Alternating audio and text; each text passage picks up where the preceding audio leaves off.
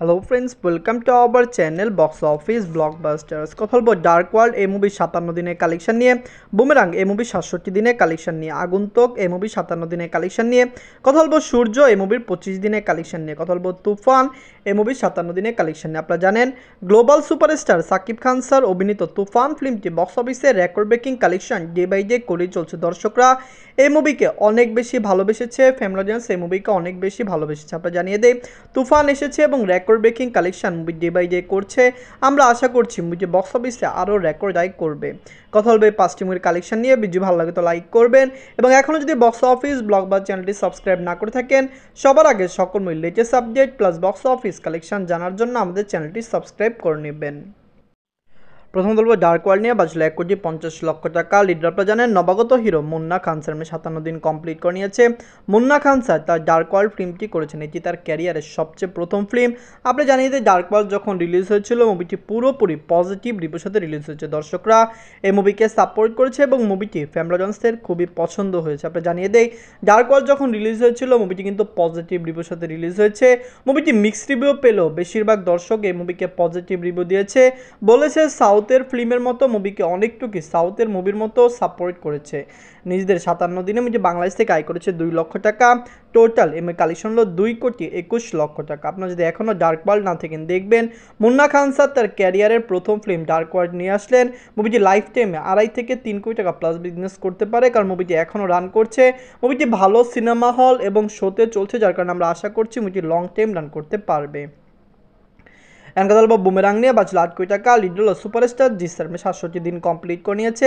Superstar Jeet sir অভিনীত boomerang ফিল্মটি দর্শকদের মন জয় করেছে। মুভিটি বক্স অফিসে ভালো কালেকশন করেছে।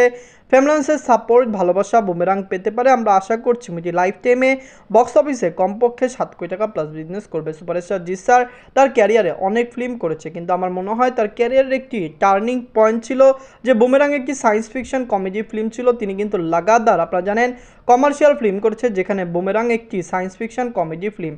দর্শকরা যদি সাপোর্ট করে মুভিটি অবশ্যই বক্স অফিস থেকে একটি ভালো কালেকশন আনতে পারবে। নিজেদের 67 দিনে ওয়েস্ট বেঙ্গল থেকে আয় করেছে 2 লক্ষ রুপি।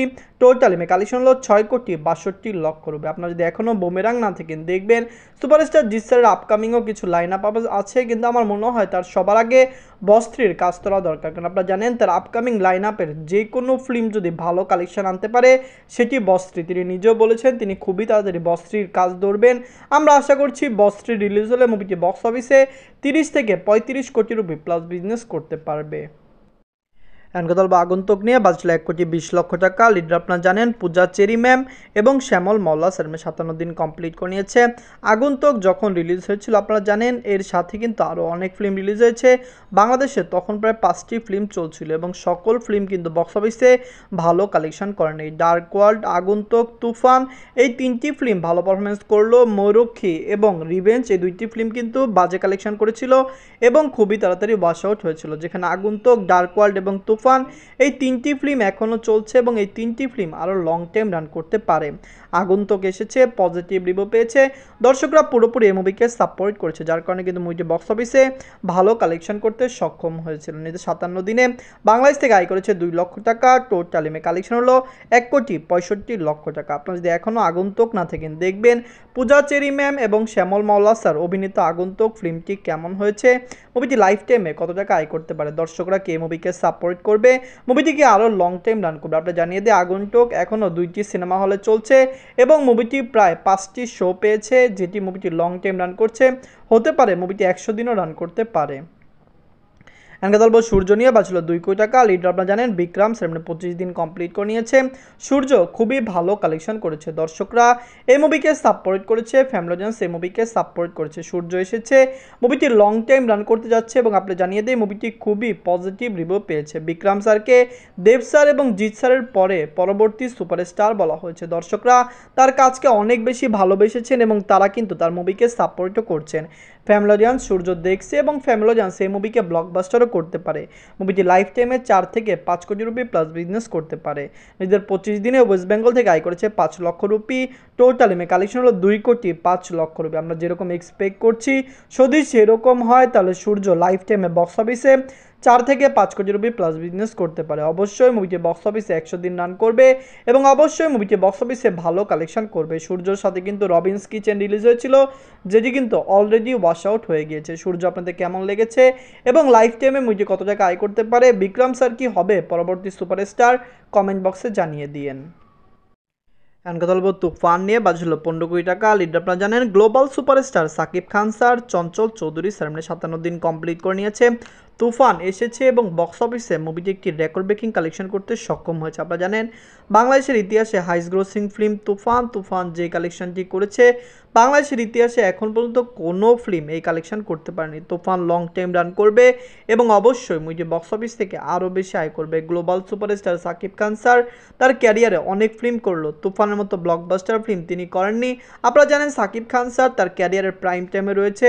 প্রিয়তমা 43 কোটি টাকা প্লাস বিজনেস করলো, এরপরে রাজকুমার 35 কোটি টাকা প্লাস বিজনেস করলো, এরপরে তুফান আসলো এবং তুফানও কিন্তু অলরেডি 63 কোটি টাকা প্লাস বিজনেস করেছে।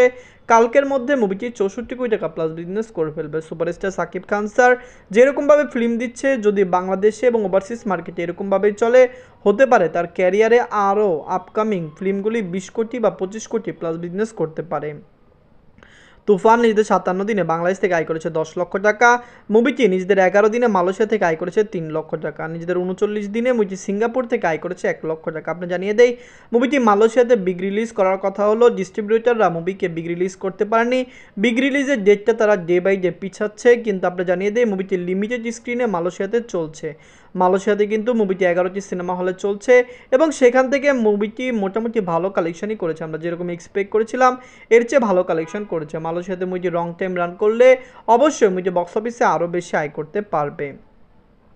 নিজের 46 দিনে মুভিটি ইউএসএ মার্কেট থেকে আয় করেছে 4 লক্ষ টাকা। ইউনাইটেড আরব থেকে আয় করেছে 3 লক্ষ টাকা। মুভিটি ইউকে থেকে আয় করেছে 3 লক্ষ টাকা। মুভিটি অস্ট্রেলিয়া মার্কেট থেকে আয় করেছে 1 লক্ষ টাকা।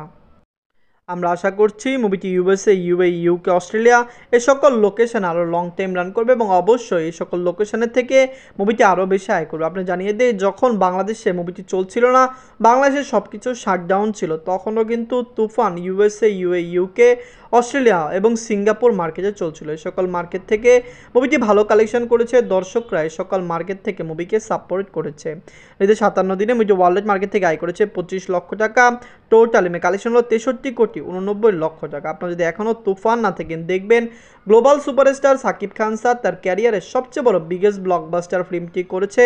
দর্শকরা যদি সাপোর্ট করে অবশ্যই মুভিটি লং টাইম রান করবে এবং বক্স অফিস থেকে মুভিটি কমপক্ষে 70 কোটি টাকা প্লাস বিজনেস করবে। তুফান এখনও আয়ারল্যান্ডে রিলিজ হওয়া বাকি রয়েছে, ইতালিতে রিলিজ হওয়া বাকি রয়েছে। তুফান টিম বর্তমানে এর কোনো মার্কেটিং করছে না, কিন্তু আমরা আশা করছি বাংলাদেশের সিনেমা হল খুললে, বাংলাদেশের বর্তমান পরিস্থিতি ভালো হলে তুফান টিম আবার এটির মার্কেটিং করবে এবং অবশ্যই ওয়ার্ল্ড মার্কেট থেকে তুফান আরও ভালো আয় করবে। তুফান, ডার্ক ওয়ার্ল্ড, বুমেরাং, আগন্তুক, সূর্য এই 5টি মুভির মধ্যে সবচেয়ে বাংলা মুভি কোনটি?